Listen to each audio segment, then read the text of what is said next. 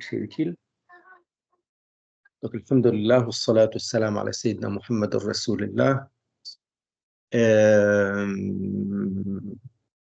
Donc, la fidya dont on parle, la compensation, ça c'est quelqu'un qui, son état de santé ne lui permet pas de jeûner et ne lui permettra pas de jeûner plus tard non plus, condamné à vie. Ça c'est quelqu'un qui, sachant qu'il ne peut pas jeûner et sachant qu'il ne pourra jamais rattraper ce jour-là, eh bien, par rapport à un état de santé qui ne s'améliorera pas, ça, c'est quelqu'un qui est condamné par rapport à ça. Condamné, je ne dis pas le mot condamné dans un sens plus grave que ça. C'est-à-dire que c'est une maladie incurable, mais quand même, c'est une maladie qui, c'est clair, c'est sûr, c'est connu, elle ne va pas pouvoir rattraper un jour. Eh bien là, dans ce cas-là, on donne une compensation. La compensation, au début, elle n'est pas en argent. Lorsque la compensation, elle a été instaurée par le prophète, alayhi salatu salam, et même dans le Coran. Dans le Coran, Allah Azza wa Jal, il dit فَفِدْيَةٌ طَعَامُ مِسْكِينٌ. Ta'am, il donne de la nourriture. Donc, à la base, la fidya n'est pas de l'argent. Et d'ailleurs, il y a beaucoup de savants, majoritairement les savants, ils disent que la fidya, la compensation dans ce cas-là, c'est pas de l'argent, c'est de la nourriture. Et dans ce cas-là, elle donne plutôt du riz. Elle donne plutôt du riz. Les Shafi'iyya, eux, ils disent c'est l'aliment de base le plus courant dans le pays où on se trouve. Et beaucoup de nos enseignants disent donc c'est le blé. Seulement si vous allez donner du blé, les gens ils ne sauront pas faire grand-chose avec. De nos jours, le blé, on fait quoi avec le blé? Alors, d'après les Shafi'iyya, on ne peut pas donner de la farine, on ne peut pas donner de la soumoule, on ne peut pas donner des pâtes. On donne l'aliment de base. Mais d'après les Shafi'iyya, ce n'est pas l'aliment de base le plus courant, c'est un des aliments de base les plus courants. Donc, si ce n'est pas le blé ou l'orge, voilà, donc dans ce cas-là, ça va être quoi? Ça va être le riz. Et le riz, ici, les gens, ils le prennent facilement. Donc, ce n'est pas la peine de payer avec de l'argent. C'est le riz aussi, ça marche. Maintenant, qu'est-ce qu'il faut donner? La fidya, c'est combien? C'est un moud d'après les Shafi'iyya. Un moud. C'est quoi un moud? C'est le plein des deux mains jointes. Ça veut dire à peu près. À peu près, c'est un peu moins même. C'est autour de 500 grammes, un demi-kilo par jour. D'accord? Quand un homme qui remplit ses deux mains jointes, ça tourne autour de 500 grammes, un peu moins même parfois. Donc c'est ça ce qu'elle doit. Si elle trouve que c'est plus simple pour elle de donner du riz, c'est mieux, parce que d'après beaucoup de ulama, c'est plutôt un aliment qu'il faut donner et non pas l'équivalent en argent. C'est une facilité en réalité quand on dit de donner de l'argent. Et ça, c'est d'après les Hanafi. Est-ce que c'est clair? Maintenant, il faut donner quand? Chaque jour, on donne un moud. Le lendemain, un moud. Donc, on ne donne pas à l'avance, on donne au jour le jour, ou alors, on attend que le mois soit terminé et on donne les, euh, les moods pour tous les jours qu'on a manqué. Est-ce que c'est clair comme ça?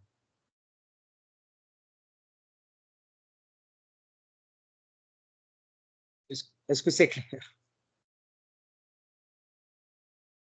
Oui, c'est clair. Donc, Karima, est-ce que tu aurais une disponibilité un jour ou deux par semaine afin de me donner le cours sur la Umrah, s'il te plaît? Sur la Umrah, oui, Inch'Allah. Oui. De toute façon, si c'est urgent, enfin, si, oui, on peut voir ça ensemble, même dans ce cours, c'est pas un problème. On peut prendre un moment et on fait que le chapitre sur... Enfin, il n'y a pas un chapitre dans le Mukhtasar sur la Umrah, mais on en parle brièvement, donc on peut le faire, oui. Et tout le monde peut en profiter, c'est pas grave. Est-ce qu'il y a d'autres questions? avant de nous lancer.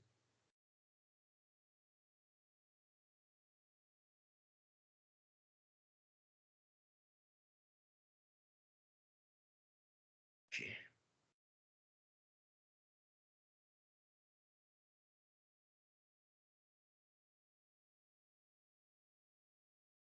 C'est clair par rapport à la question de la fidya? Par rapport, pourquoi j'ai parlé de ça? J'ai parlé de ça parce que j'ai reçu souvent des questions de femmes enceintes qui demandent combien la fidya et à partir de quand. Enfin, la femme enceinte, je ne sais pas pourquoi, il y en a qui croient que dès que elle apprend qu'elle est enceinte et elle a du mal à jeûner, elle va donner une fidya. Il n'y a pas de fidya parce que la femme enceinte, après l'accouchement, elle va retrouver la forme et elle va pouvoir jeûner. Et il y a des femmes enceintes qui jeûnent malgré tout. Ça veut dire elle est enceinte, oui, mais elle jeûne. Ça ne lui pose pas de problème. Si ça ne nous pose pas de problème, on doit jeûner. Enceinte ou qui allait ou malade. Le malade qui ne jeûne pas, c'est le malade dont la maladie lui pose un sérieux problème de santé, l'empêchant de jeûner. Mais pas parce qu'on est malade, forcément, on ne peut pas jeûner. C'est lorsque l'état de santé, malade, ok, mais est-ce que cette maladie empêche la personne de jeûner? Ça veut dire qu'il y a une difficulté sérieuse à partir de quoi on ne peut pas, notre corps, on ne supporte pas l'abstinence, parce que peut-être il y a aussi la question des médicaments cette question elle est urgente. Voilà, donc si l'état de santé ne permet pas de jeûner, et la deuxième, l'état de santé ne s'améliorera pas parce que c'est une infirmité, parce que c'est une maladie incurable, et on le sait, ça veut dire de par la nature de cette maladie, de ce que nous affirment les médecins, et l'expérience dans la médecine, c'est comme ça. C'est là qu'on paye la fidya.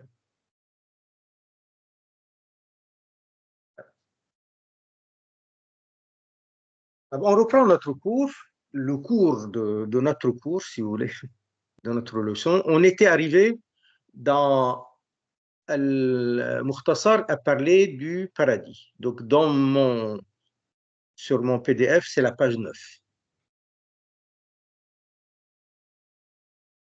Donc, alhamdulillah, wassalat wassalam ala sayyidina Muhammad Rasulillah, le paradis. Le paradis en arabe, c'est Al-Jannah. Al-Jannah, c'est la demeure du salut. C'est la demeure de la béatitude, de la délectation, du plaisir éternel. Le paradis, c'est l'ultime donc récompense pour ceux qui auront réussi et gagné de par leur croyance et la foi, de par leurs actions dans cette vie d'ici-bas. Nous sommes sur une passerelle au bout de laquelle il va y avoir le jour dernier. Donc la mort, puis après ça se précipite, et puis après le jour dernier. À l'issue de quoi, il y a deux destinations, paradis ou enfer. Qu'Allah Azza wa Jal nous accorde d'être parmi les gagnants et qu'Allah Azza wa Jal efface nos péchés. Nous commettons des péchés, nous commettons des choses pas bien, nous ne sommes pas parfaits, nous aspirons à nous améliorer régulièrement, nous aspirons à ce que nos adorations soient faites de la meilleure façon, que nos péchés soient diminués, atténués et stoppés carrément. Mais bon, nous espérons de la part d'Allah Azza wa Jal que lui, il nous accepte que Allah Azza wa Jal nous accorde le paradis sans châtiment. Le paradis existe déjà. Le paradis est créé et il existe déjà. Le paradis, il est au-dessus des 7 cieux. Donc, il est beaucoup plus grand que les cieux et la terre. C'est ça sa situation, c'est là où il se trouve. Donc, notre prophète sallallahu alayhi wa sallam, la nuit de Al-Mi'raj, quand il a eu le privilège de cette association dans les cieux et au-delà, il a dépassé les 7 cieux et il est monté plus haut encore jusqu'à entrer dans le paradis. Et il a donc visité le paradis. Il l'a vu, il a foulé de ses pieds le paradis. Et il a vu des choses dans le paradis. Il nous a décrit ce qu'il a vu dans le paradis. Maintenant, nous connaissons beaucoup de descriptions du paradis à partir des hadiths, oui, mais à partir aussi beaucoup de Al-Qur'an Al-Karim. Le paradis, lorsque c'est le jour dernier, après le passage sur la terre renouvelée, là où il y aura donc le jugement, là où il y aura la balance aussi, il va y avoir le pont. Le pont, il est dressé d'un côté la terre renouvelée, de l'autre côté un espace précédant l'entrée du paradis. Donc, celui qui aura traversé le pont, Al-Jisr, Al-Sirat, celui-là, ça y est, il est face au bassin du prophète, alayhi salatu salam. Et s'il est d'une autre communauté, la communauté de notre prophète, il va arriver face au bassin de son prophète. Chaque prophète, il lui est réservé un bassin. Arriver devant le bassin, après avoir traversé le pont, ça veut dire, ça y est, c'est fini, on a réussi. Là, on risque plus rien.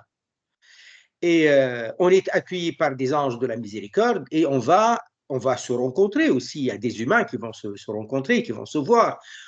Là, on va rencontrer possible les compagnons du prophète, alayhi salatu salam, possible, parce que a priori, ils entreront parmi les premiers. Mais il y a des compagnons qui restent pour d'autres raisons, ça veut dire pour accueillir les musulmans. Et le prophète, alayhi salatu salam, qui lui, il est certainement le premier à avoir mérité le paradis, mais lui, il reste en train d'aider les gens à passer sur le pont. Il fait des doigts pour qu'on réussisse la traversée du pont. Il va régulièrement auprès de la balance pour intercéder auprès de ceux qui en ont besoin et auprès du bassin aussi. Donc, il y a une probabilité de rencontrer le prophète alayhi salatu salam ce moment-là. Après le bassin qui est très grand, qui reçoit de l'eau du paradis, après, on entrera au paradis. Et puis après le paradis, il a 8 portes. Les portes du paradis sont très larges, immenses, etc. Quand on arrive, on trouve les portes du paradis déjà ouvertes. Inch'Allah, quand on y arrive, on trouvera les portes du paradis grandes ouvertes. Et les portes du paradis portent des noms. Les portes du paradis ont des noms. Par rapport aux actions marquantes à partir desquelles on a mérité le paradis. Parce que parfois, certains croyants, il y a un genre, une catégorie d'adoration, de bonnes actions, une catégorie qui aurait été marquante et à partir de quoi il aura mérité le paradis. Voilà quelqu'un qui est très connu avec Qira'at al-Qur'an. Je le souhaite, nous l'espérons, et des gens comme Cheikh Abdel Basit ou Cheikh al-Minshawi ou al-Husari ou d'autres, masha'Allah, dans le monde musulman, mais ils sont très très connus et ce qui les a fait remarquer, cette action marquante qui est la récitation du Coran, l'amour du Coran, l'enseignement du Coran, etc. On ne sait pas, nous, on ne connaît pas. Hein. Je suis en train de donner un exemple parce que peut-être c'est comme ça par rapport à eux. On n'a pas une certitude, on n'a pas reçu qu'eux, ils seront au paradis. Mais ça, c'est ce qu'on souhaite parce que c'est ce que nous espérons, parce que c'est a priori logique. Il y en a qui auront mérité le paradis. Je ne parle pas de ceux qui sont connus. J'ai cité un exemple comme ça pour dire que parfois l'action marquante, elle est telle ou telle. Mais il y a des gens qui ne sont pas connus. On ne parle pas seulement de ceux qui sont connus. Il y a des gens qui auront mérité le paradis parce qu'ils ont été bienveillants auprès de leurs parents, mais particulièrement bienveillants auprès de leurs parents. Il y en a qui l'auront mérité parce qu'ils ont été bien particulièrement donc investis dans la charité. Voilà. Ou c'est le jeûne. C'est des gens qui jeûnaient beaucoup et de façon excellente et qui auront gagné le paradis grâce à cela. Donc il y a des portes comme ça du paradis pour les jeûneurs, pour ceux qui l'ont mérité grâce au jeûne. Et cette porte-là, elle s'appelle Ar-Rayyan, d'après le hadith du prophète sallallahu alayhi wa sallam. Alors, autour du paradis, il y a des murailles. Ces murailles, on les appelle Al-A'raf. Al-A'raf veut dire voilà, ça vient dans ce sens-là. Les A'raf accueillent des gens qui n'ont pas été condamnés à l'enfer, mais qui n'ont pas mérité le paradis non plus. Ça veut dire que la balance s'est arrêtée, voilà, à l'équilibre. S'est arrêtée à l'équilibre.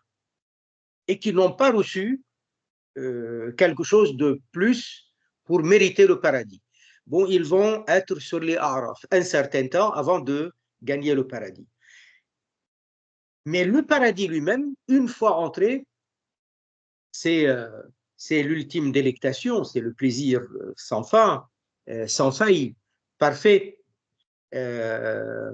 Au paradis, il y a aucun, je veux dire, aucun regret, aucune souffrance, aucun souci. Au paradis, il n'y a que du plaisir, que de la délectation. À partir du moment où on entre au paradis, on commence une vie royale, mais excellente. Bien sûr, il y en a qui auront davantage par rapport à d'autres, et ça c'est aussi logique. Il y en a qui sont dans des degrés plus importants que d'autres, mais tous ceux qui sont au paradis, c'est des rois. C'est des rois. Chacun aura des serviteurs, des maisons, des demeures. Voilà. Donc, manger à volonté, boire à volonté, on a des jardins, on veut se rencontrer. Tout ce qui nous passe par la tête et on a envie de le faire, Allah Ta'ala nous l'accorde.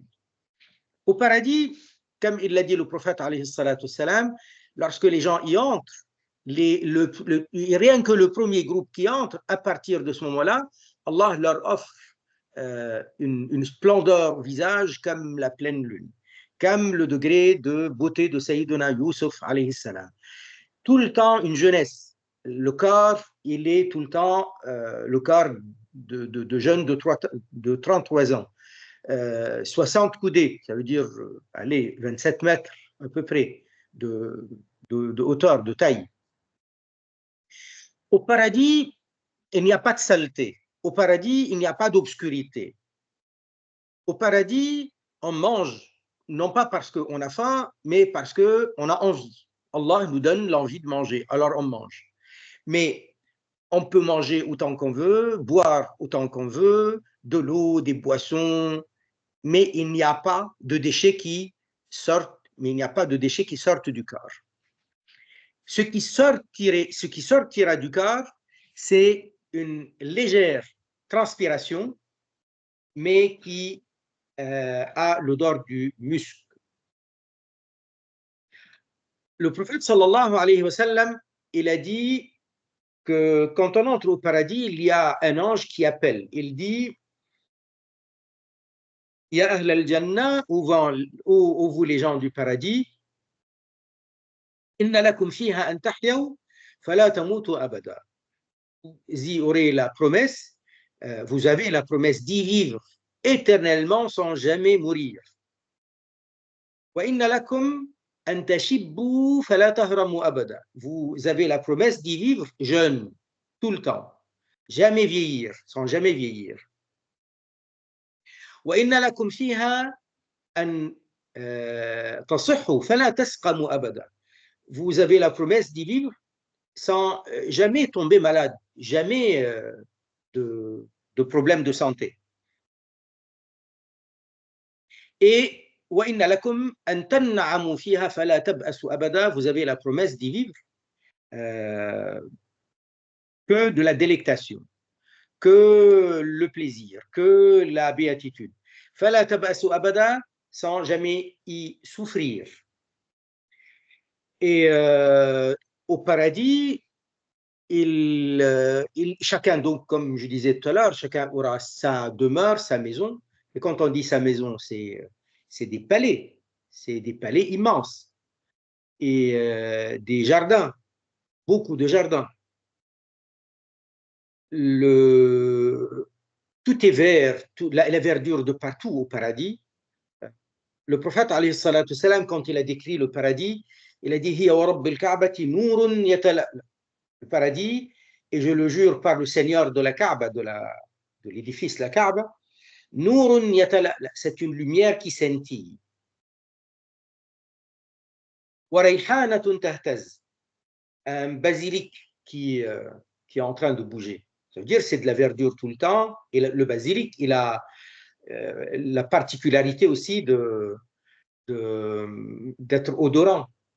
C'est une plante odorante, très agréable. Voilà.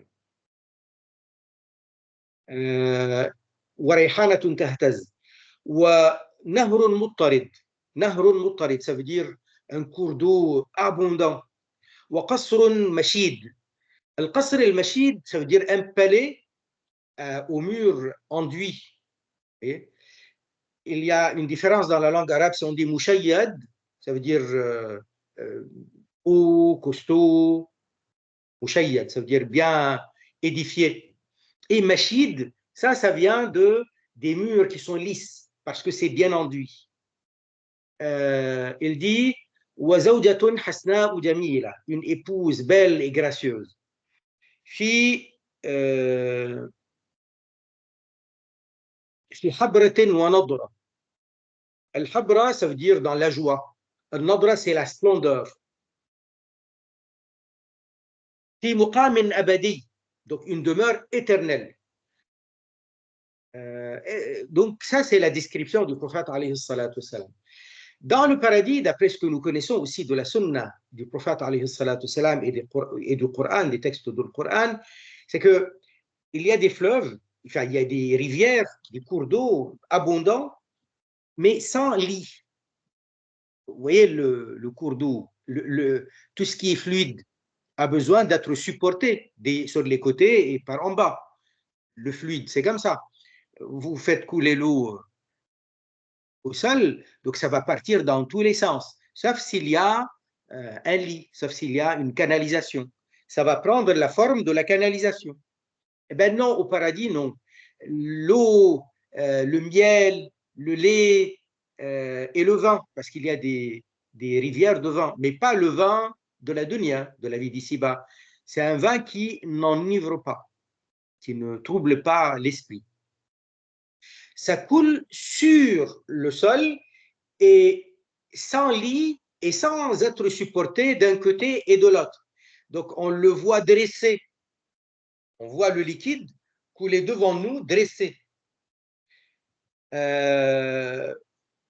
Voilà, donc Allah Azza wa Jal, il décrit le paradis, il dit wa ka'san dihaqa, par exemple. Le ka's, dihaq, ça veut dire les coupes sont pleines, les verres, les coupes sont pleines au paradis. Tout le temps, on boit, mais ça se remplit aussitôt. De nouveau, c'est plein. Il dit, Rabbul Alamin, au sujet du paradis, Qutufuha daniya.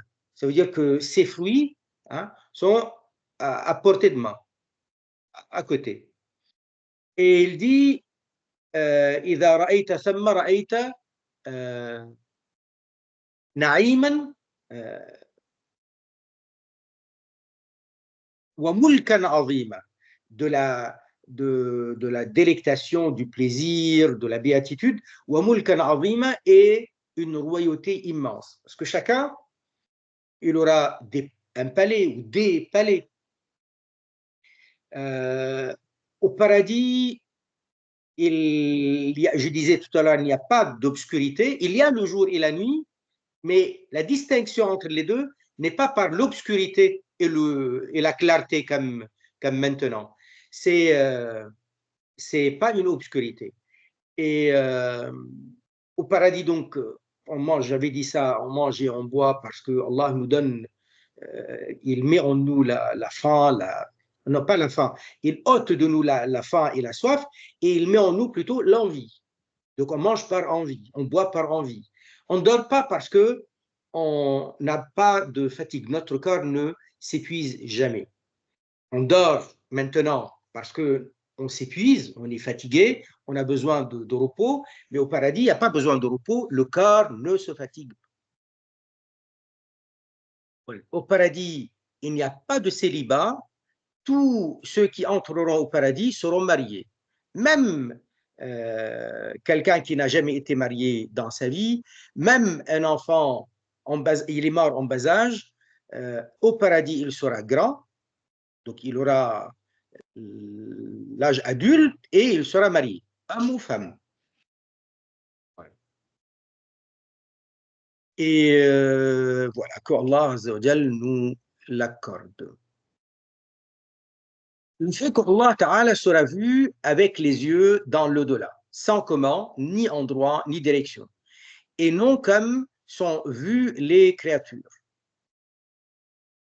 Ça, c'est un sujet, particulier chez Ahl Sunnah wal Jama'a, parce que Ahl Sunnah wal Jama'a, Ahl Sunnah wal Jama'a nous apprennent que nous devons croire qu'Allah Azza wa Jal sera vu quand on sera au paradis, par les yeux de la tête. C'est-à-dire, nous le verrons, Inch'Allah, oui, Inch'Allah, avec les yeux de la tête et non pas autrement. Ça veut dire vu réellement, concrètement, avec les yeux de la tête. Seulement, il ne faut pas croire qu'Allah Azza wa Jal sera au paradis. Allah n'est pas dans un endroit. Allah n'est pas sujet aux endroits, car Allah n'est pas un corps. Allah n'est pas une matière. Allah n'est pas une forme. Allah, rien ne lui ressemble, et ça, c'est sa réalité. Rien ne lui ressemble. Parce que Allah, parce qu'il est Allah, parce qu'il est Al-Ilah, celui qui mérite l'adoration, parce qu'il a la divinité, donc forcément, il est parfait, absolument parfait. Et donc, il n'est pas limité par l'espace ou limité par le temps. Qu'est-ce qui est limité dans le temps et dans l'espace? C'est ce qui est corps en général. Les formes, ce qui a une taille, ce qui a une dimension, une épaisseur, une profondeur, ça, c'est quelque chose qui est circonscrit dans le temps et circonscrit dans l'espace. Or, Allah est le créateur des corps. Donc, il n'est pas similaire au corps. Il n'est pas corps lui-même. Allah est le créateur du temps et de l'espace. Le temps et l'espace, ce sont des dimensions. Qu'est-ce que c'est ce qu'on appelle espace? Je suis dans une maison, c'est un espace. Je suis assis par terre, c'est un espace. Assis sur un canapé, une chaise, un fauteuil, c'est un espace. En tout cas, le corps, forcément parce qu'il est corps, donc il a des caractéristiques. Qu'est-ce qui caractérise un corps? C'est qu'il a une dimension définie, déterminée.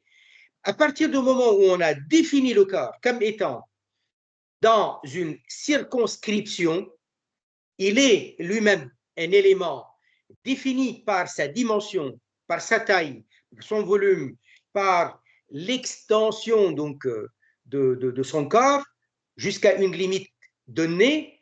Ça, c'est ce qu'on appelle la circonscription de ces dimensions-là, c'est ça ce qu'on appelle un corps.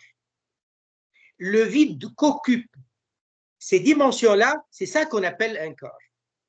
C'est ça ce qu'on appelle un espace, excusez-moi, al-makan. Qu'est-ce que al-makan? Vous voyez, n'importe quoi, une feuille, une goutte d'eau, une fourmi, l'être humain, un chiffon, tous ces corps-là, donc c'est une dimension donnée. Cette dimension donnée, ça veut dire qu'il y a un espacement, enfin, la dimension, ça veut dire il y a une extension d'une extrémité à l'autre, par rapport à la largeur, par rapport à la longueur, par rapport à la hauteur, par rapport à ci et ça. Donc, cette dimension-là, elle occupe un vide dans un espace. Et bien, le vide occupé par ces dimensions-là, c'est ça qu'on appelle l'espace d'un corps donné. Donc, forcément, un corps est relatif à des dimensions, etc., et donc relatif à être circonscrit dans un espace. Or, Allah n'est pas un corps, donc il n'est pas circonscrit. Et ce qui est limité dans le temps, c'est parce qu'il a un début à son existence. Qu'est-ce que le temps? C'est une mesure, c'est une dimension quelconque pour connaître la durée de l'existence. Voilà un cours, il a démarré à telle minute, il se termine à telle minute, donc on a calculé la durée. C'est ça le temps. Le temps, c'est d'une extrémité à l'autre, mais dans la durée. L'espace, c'est d'une extrémité à l'autre, mais spatialement. Donc ça, c'est des dimensions. Allah Azza wa Jal, il existe de toute éternité. Donc, il n'y a pas de durée à son existence. Il n'y a pas de durée. De toute éternité éternelle. Donc, il n'y a pas de durée. Donc, il n'est pas circonscrit dans le temps. Il n'est pas sujet au temps. Très bien.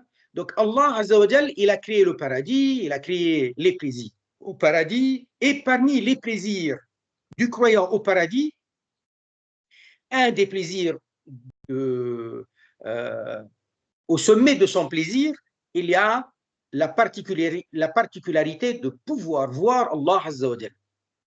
Il verra Allah Azza wa Jal. Mais c'est le croyant qui sera au paradis, pas Allah. Allah, il existe, il nous empêche de le voir. Et au paradis, il permettra aux croyants de le voir. Ça ne veut pas dire qu'ils le verront tous au même temps. Il y a des croyants qui verront Allah beaucoup de fois relativement à d'autres qui le verront une fois par semaine.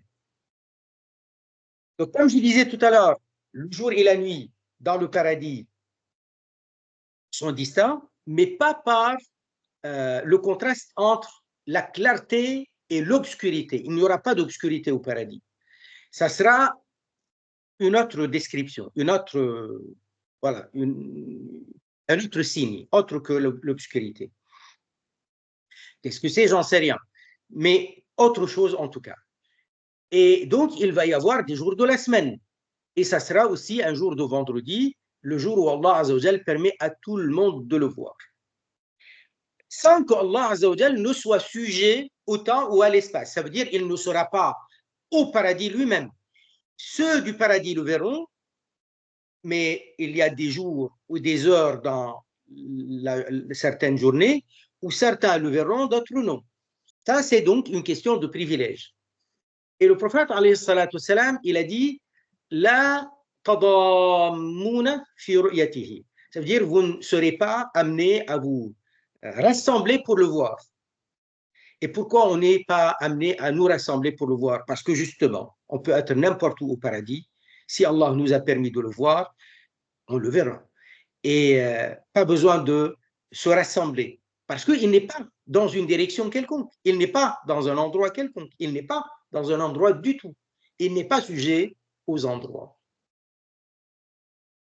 Ce sujet-là, c'est un sujet de controverse par rapport à des groupes dans notre Ummah qui sont des égarés, comme les Mu'tazila, qui renient totalement la possibilité de voir Allah avec les yeux.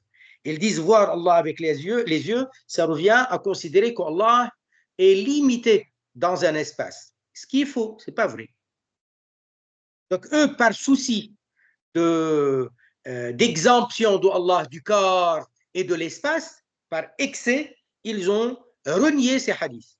Ils ont rejeté ces textes.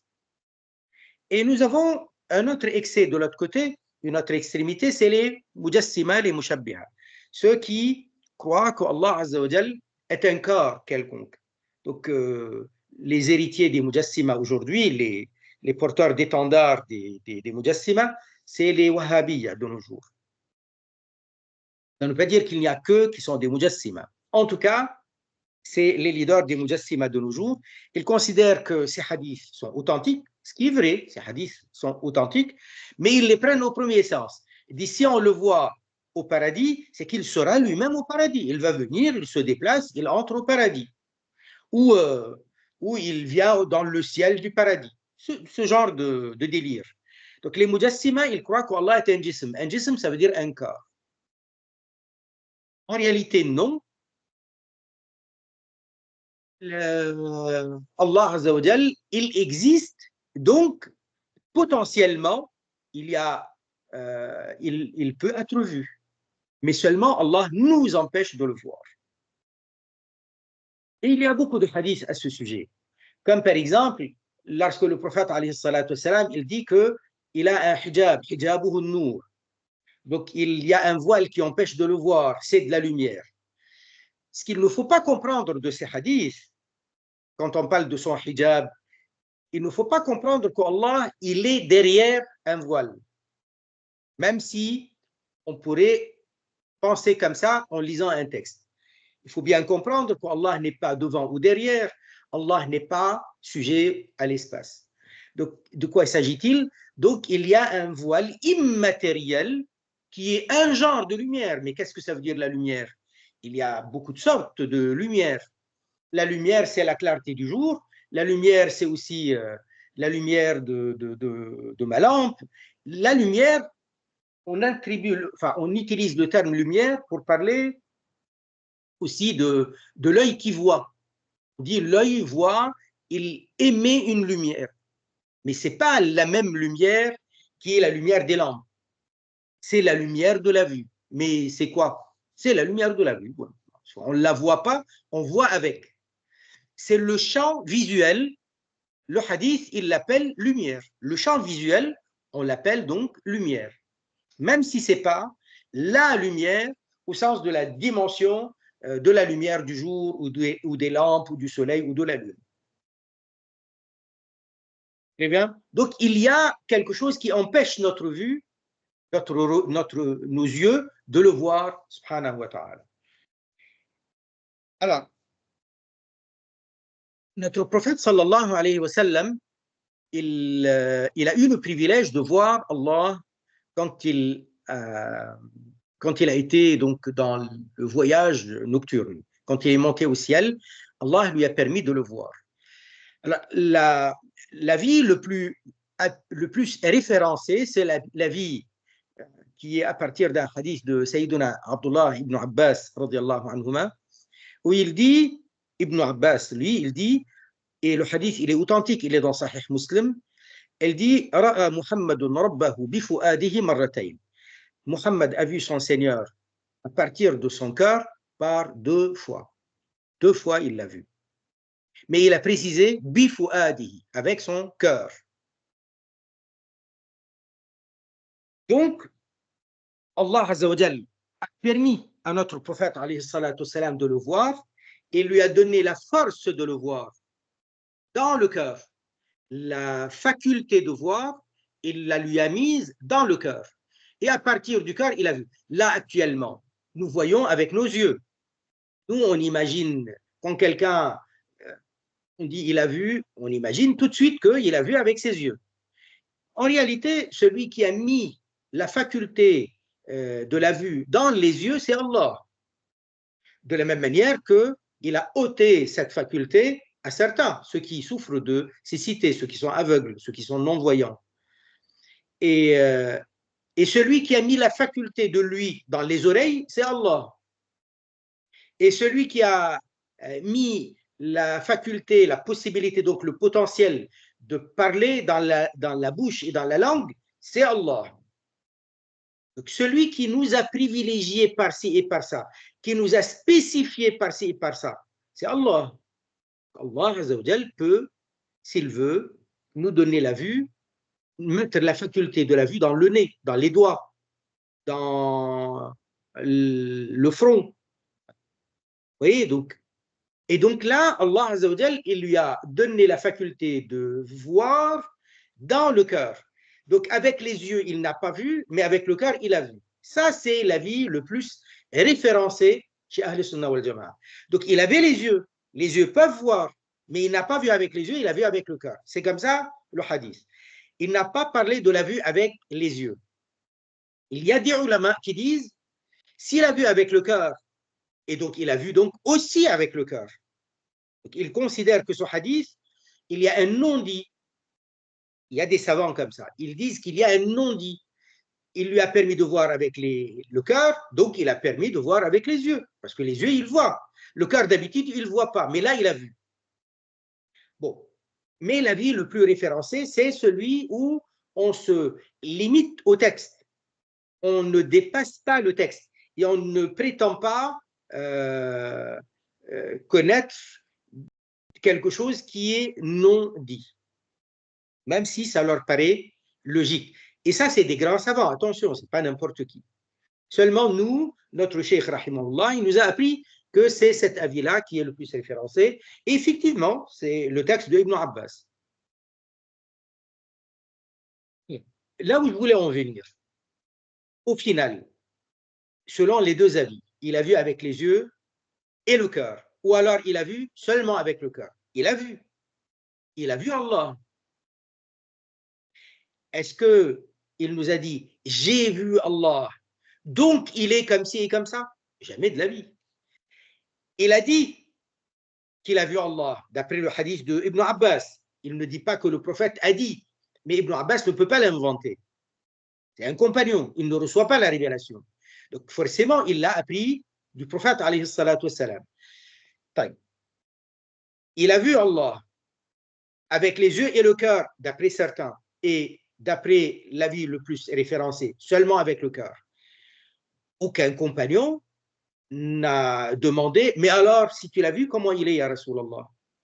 Parce que justement, Allah, s'il y avait un comment à son sujet, il serait descriptible. Descriptible.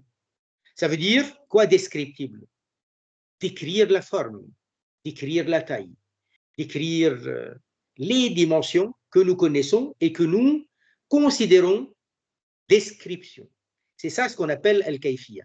Or, Allah, il n'est pas de kayfiyya à son sujet. Donc, il n'est pas de description physique à son sujet. Il n'est pas de dimension, de taille, de forme, de couleur à son sujet. Car Allah, de parmi ce qui le caractérise, il est unique. De parmi ce qui le caractérise, c'est qu'il voit, il entend. De parmi ce qui le caractérise, c'est qu'il est vivant. Et de parmi ce qui le caractérise, il y a le fait qu'il soit, comment dire, sans description, sans ressemblant, sans similitude aucune avec quoi que ce soit. Ça fait partie de ce qui est attribut, ou plutôt qualificatif de Allah Azza wa Jal. Très bien. Donc, sans comment, sans l'endroit, ni direction, et non pas comme sont vues les créatures. Ensuite, l'éternité en enfer ou au paradis. le séjour au paradis, il est éternel, sans jamais finir. Le séjour en enfer, il est éternel et sans jamais finir, sans jamais s'arrêter. L'enfer, l'enfer, il demeurera pour toujours, comme c'est dans le Coran et comme c'est dans les hadiths. Il dit, Rabbul Alamin, à maintes reprises, Khalidina fiha abada. Khalidina fiha abada. Donc, ils y demeureront éternellement, mais à tout jamais. Khalidin, déjà, veut dire éternellement, et abada, pour toujours. Ceux qui entrent en enfer, il y a des croyants et des mécréants. C'est les mécréants qui y resteront pour l'éternité. Les croyants, eux, ils finissent par sortir de l'enfer. Après, il dit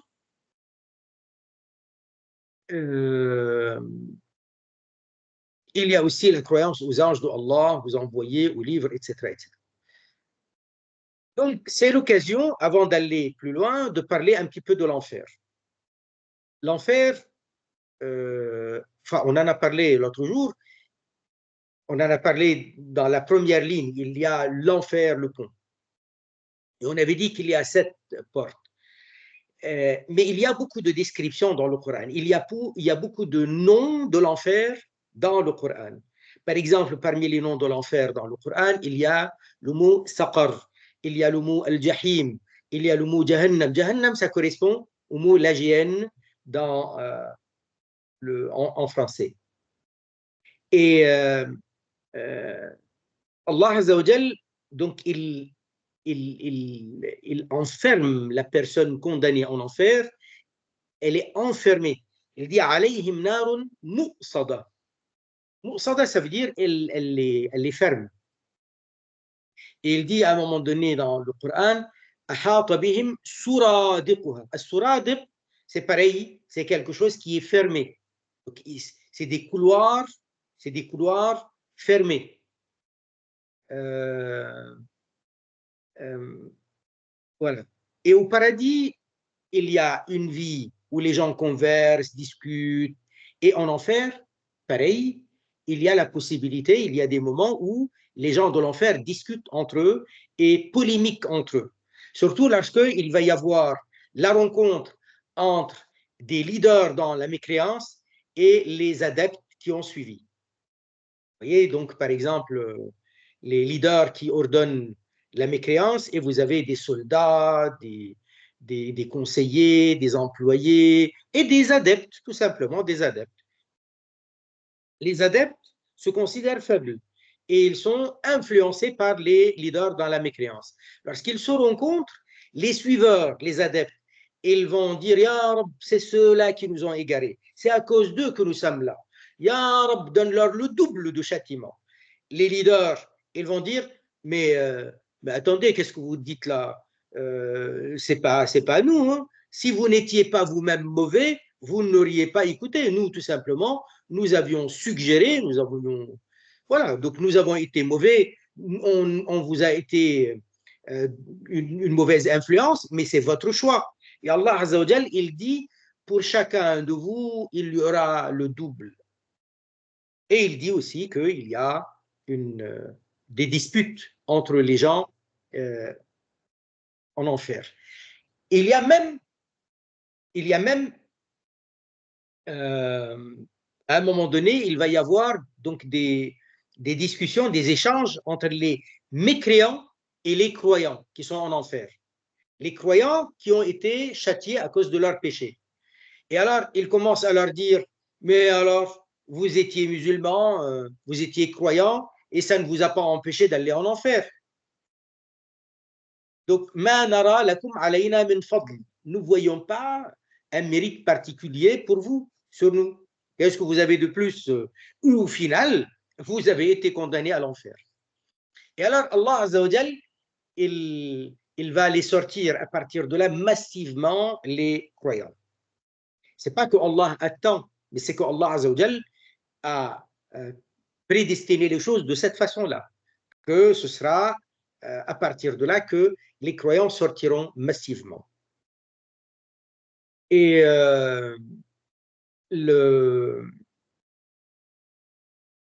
le hadith du prophète sallallahu alayhi wa sallam,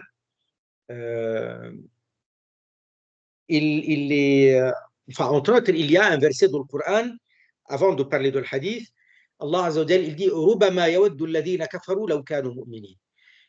Il viendra un jour où les mécréants souhaiteront vivement qu'ils voilà, regretteront amèrement et auraient souhaité être croyants. Et ça, c'est au moment où ils vont voir que les croyants sortiront massivement. Ça ne veut pas dire qu'avant cet événement, il n'y aura personne de parmi les croyants qui sortira de l'enfer. Mais là, on est en train de parler d'un événement où ils sortiront massivement. Également, dans les hadiths du prophète sallallahu alayhi wa sallam, nous apprenons que, et même dans le Coran d'ailleurs, même dans le Coran, il va y avoir des gens au paradis, des gens qui ont été sauvés, qui se trouvent au paradis. Et ils vont dire, mais nous, on avait des amis qui venaient nous tenter d'être mécréants. Est-ce qu'on a la possibilité de les voir maintenant? De voir où est-ce qu'ils sont?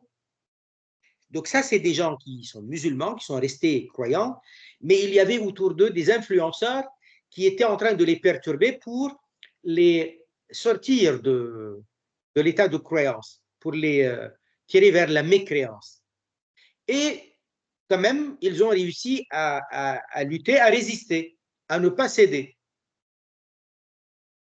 Ceux-là, ceux qui ont réussi à ne pas céder, ils vont se rappeler des influenceurs qui cherchaient à les tenter. Ils vont dire, mais il y avait tel groupe qui était en train de nous influencer. Est-ce qu'on peut savoir où est-ce qu'ils sont? Eh bien, Allah Azza wa Jal leur montre ces gens-là, ces mécréants-là, en train d'être punis, de subir la punition terrible en enfer. Et Allah Azza wa Jal permet aux deux d'échanger, ceux du paradis et ceux de l'enfer, ceux qui se connaissaient dans la dunya. Et il va dire à l'autre, Wallahi in kitta la turdin, ou Allah, je le jure, tu as failli me faire chuter. Et alhamdulillah, grâce à Allah, Allah m'a préservé, m'a aidé, etc. Mais également, il va y avoir à un moment donné, les gens de l'enfer, Allah Azza wa Jal leur permet de parler aux gens du paradis, de les voir, de leur adresser la parole. Pourtant, ils sont à des distances immenses.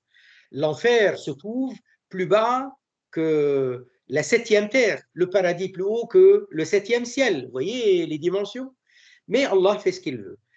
Et donc, les mécréants en enfer, ils vont s'adresser aux gens du paradis, ils vont dire An afidu alayna min al-ma' aw mimma razaqakumullah. Versez sur nous de l'eau, envoyez-nous de l'eau de ce que vous avez, ou de ce que Allah vous a donné comme rizq. Et les gens du paradis, ils diront non, on ne peut pas. Allah l'a interdit aux mécréants. Et à un moment donné, les gens de l'enfer, ils vont s'adresser à Malik. Malik, qui est l'ange gardien de l'enfer. Ils vont lui dire, Ya Malik, liqdi alayna rabbuk. Que ton Seigneur nous fasse mourir. Parce que dans l'enfer, ce n'est pas une vie. C'est quoi cette vie? C'est plutôt mourir, plutôt disparaître. Et ou qu'il nous sorte. Et Malik, longtemps après, il leur dit Innakum makithun. Vous allez y rester. Wallah ya'azu billah, qu'Allah nous préserve et qu'Allah nous protège de le kufr, wallah ya'azu billahi ta'ala, et des péchés et de l'enfer d'une manière générale. Le prophète, alayhi salatu salam, il a parlé, il a dit je le connais, je sais qui c'est. Le dernier à sortir de l'enfer et le dernier à entrer au paradis. C'est quelqu'un qui était musulman, quelqu'un qui était croyant, mais qui n'avait rien fait de bien, quoi. Il était presque à zéro de bonnes actions. Il a dit, ça sera le dernier. Et lui, il souffre. Et à un moment donné, il dit, Ya Rab, sors-moi de l'enfer, je ne te demanderai rien du tout, absolument rien d'autre que de sortir de l'enfer. Je ne veux rien d'autre. C'est seulement l'enfer, je ne veux plus y rester. Ya Allah, sors-moi de l'enfer. Et là, Allah Azza wa Jal il lui dit, alors bien sûr, quand on parle d'échange avec Allah Azza wa Jal, ça ne veut pas dire que c'est comme l'échange entre nous humains. Voilà. Et Allah Azza wa Jal lui dit, donne-moi ta promesse et tes engagements, que tu ne demanderas plus rien d'autre. Absolument rien d'autre. Il dit, je jure, je donne mes engagements, voilà, rien d'autre. Et alors, il sera sorti de l'enfer. Voilà. Et le temps passe. Il est en dehors de l'enfer, il est content. Il est en dehors de l'enfer. Mais tout le temps, il est en train de voir l'enfer. Il en a marre de voir l'enfer. Il en a marre de voir l'enfer. Et là, il commence à dire, Ya Allah, je suis lassé de voir l'enfer. L'enfer me dégoûte, l'enfer me fait peur. C'est que ça, Ya Allah, détourne, éloignez-moi de là, comme ça je ne vois pas l'enfer. Et Allah Ta'ala lui dit, mais tu es un menteur. Tu as donné tes engagements et te voilà en train de, de, de, donc de changer tes promesses. Et il dit, mais c'est rien d'autre que ça, je ne veux qu'être éloigné de là pour ne pas voir l'enfer. Et effectivement, il lui dit, alors donne-nous la promesse que tu ne demanderas plus rien. Il donne ses promesses, ses engagements. Il sera éloigné de là. L'endroit où il va être, il verra le paradis de loin. Et là, il est content de voir le paradis. Le temps passe et il en a marre de rester là où il est, il faut qu'il entre au paradis. Et là, il commence à dire, Ya Allah, rapproche-moi du paradis. Et là aussi, qui avait dit que tu ne demanderas plus rien, on l'approchera du paradis. Et là, il va dire, le temps passe et de nouveau, il va dire, fais-moi entrer au paradis. Et Allah Ta'ala le fera entrer au paradis. Celui qui rapporte le hadith, Sayyiduna Abdullah ibn Mas'ud, il dit, nous disions, nous, entre nous, les compagnons, que celui-là, le dernier à entrer au paradis, parce que Allah Azza wa Jalla lui dit, فَإِنَّ لَكَ مِثْلَ الدُّنْيَا وَعَشْرَةَ أَمْثَالِهَا. Tu auras dans le paradis l'équivalent de la dunya et 10 fois plus. L'équivalent de la dunya, de la vie d'ici-bas, et 10 fois plus. Ça, c'est le tout dernier. Alors, Ibn Mas'ud, il disait, nous disions entre nous que celui-là, celui qui va avoir l'équivalent de la dunya et 10 fois plus, c'est celui qui a le moins de propriété au paradis. Vous imaginez ceux qui ont été pieux, qui ont jeûné, qui ont prié, qui ont récité le Coran, qui ont donné la charité, qui ont fait du bien, qui ont fait du istighfar. Vous voyez? Donc, qu'Allah Azza wa Jal nous l'accorde. Barakallahu fikum. On s'arrête là, Inch'Allah. Subhanallah walhamdulillah wa la ilaha illallah. La ilaha illallah, la ilaha illallah, la ilaha illallah. Allahumma salli ala Sayyidina Muhammad وعلى آله وصحبه وسلم رب اغفر للمؤمنين والمؤمنات سبحان ربك رب العزة عما يصفون وسلام على المرسلين والحمد لله رب العالمين بارك الله فيكم